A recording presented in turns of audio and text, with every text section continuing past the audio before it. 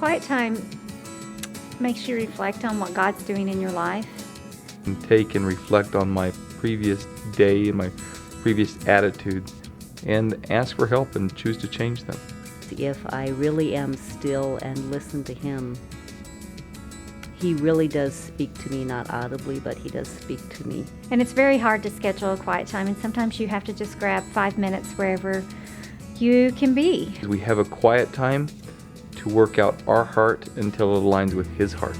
I'll never forget the first time I really heard God's voice. It was after an Easter Sunday, and Pastor Dan talked about being quiet and that still voice from God, and you know it's God when it's not something you thought of. And at that time I was considering retiring from my career at Easter Seals, and I heard this voice of God in my head saying, I planted you at Easter Seals. And I thought, uh-oh, I'm not supposed to retire. And then I heard, but I planted you in your family first. And I knew that He was telling me that it was time for me to go home.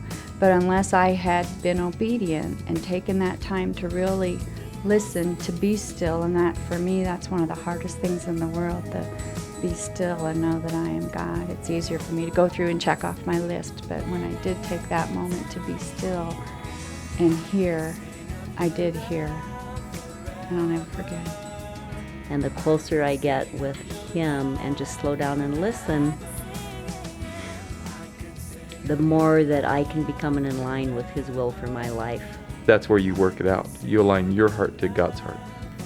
He reveals something new every day to you, new blessing, new something. When you don't have it, there's an emptiness there. And the more you spend time, the longer time you want to spend. God's mercies are new every morning. And for me, it's when I first get up in the morning. If it's at night, I'll fall asleep after all day. But first thing in the morning, I can actually sit there and listen. When I have a quiet time, I can sit before God in the morning and I can go, oh God, I need your mercies. Quiet time is so important. I have more clarity, I'm more efficient at my day, I'm more alive after I have a quiet time. You don't have time not to hear from God. I mean, that is the most important thing. That's what, if we're not spending time with God, then why are we doing the things we do? Why are we so busy with stuff? If we, what's the point of all that other busyness if we don't have a relationship with God? It really is a place of dealing with your heart. We come to know God in our quiet time, but we come to be like Him by reflecting our heart. I think the first goal is that we do a quiet time so that we hear God's voice and that we listen for God's voice. And it's not about our needs. It really is about, more than anything else, knowing and hearing God.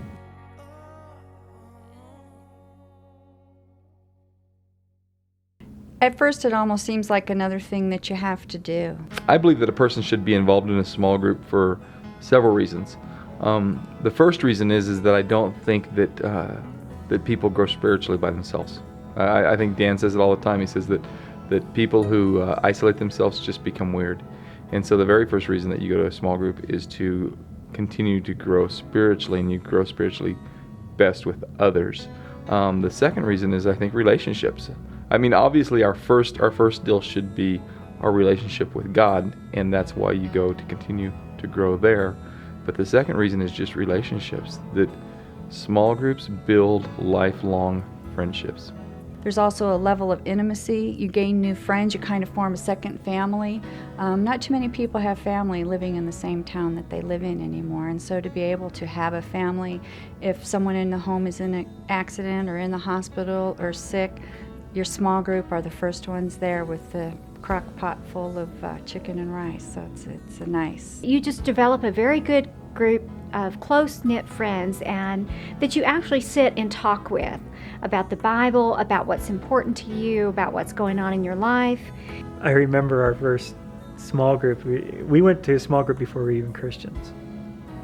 Before I was even saved, I went to a small group because Shalane invited us. And she invited us to go to church. And then as soon as we were in church, she immediately invited us to go to a small group. And I'm not going to a small group because I don't know anything. I'm going to be stupid. I'm going to be, and we get there, and I was stupid, and I didn't know anything, and it didn't matter. I mean, one of the funny things is that we were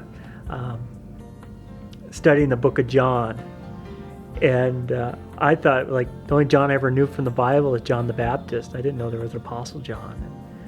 And then we're getting into the book of John, and John the Baptist, we're in John chapter 3, and they're talking about John the Baptist. And all of a sudden Shalane says, yeah, he gets beheaded. And I'm like, well, then who wrote the rest of the book then? I mean, and everybody's laughing because I was so sincere. I didn't, it was like, he didn't get beheaded. Like, I don't believe you. And it was, anyway, it was one of those, and nobody cared. I mean, it was the innocence of not knowing anything brings life to a group. A small group is awesome. I love our small group. We have a group of married couples that we meet with that have similar interests as my husband and I, and are at about the same places in their marriage as we are. And we get to discuss things that are of concern with one another. And the neat part is that sometimes if there's a topic of discussion that my husband and I might be having that might be a little bit tense, we can talk about it with our small group, and we find that the other couples in the group have the same issues, and then we can all learn from each other, and it kind of diffuses the situation and just makes it easy, and we find we work through a lot of issues that way. And I can understand how people would feel that you don't have time for it. I've been, even last night, I thought, I don't have time to go to small group. But once you get there, you know why you were supposed to be there. And the 2 hours that it takes, you get more than 2 hours of good out of it. And it's worth the time that you spend there, the connection that is made. It's a more refreshing thing to do than to watch TV or to relax, or it's more refreshing even than sleep sometimes, because it's about relationship and it's about learning more about God. For us, the first small group that we were in was actually a good fit. But I always suggest to people to don't just stay with the first small group. If it's not a fit, to don't stop, but continue to try a small group, because there is one out there that God has for you.